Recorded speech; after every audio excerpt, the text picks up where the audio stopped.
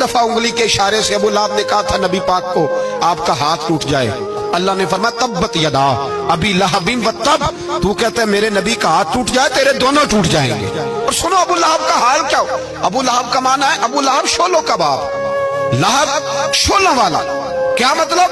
अबू लहब इतना हसीनो जमील था कि उसके जो रुखसार थे शोलों की तरह चमका करते, इतना खूबसूरत था, लाल सुर्ख रंग था, खूबसूरत आदमी।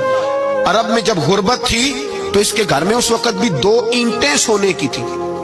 इतना मालदार आदमी और सरदार था सारे मक्के का, लेकिन नबी पाक की बेअदबी की। तुम्हें पता ही नहीं कि रब दुनिया में सबसे ज्यादा नाराज ही उससे है जो उसके रसूल का बेअदब है, सबसे ज्यादा नाराज ही उसी से।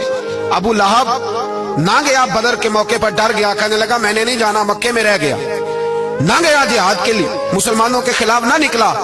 लोगों ने बड़ा इसको लान तान किया।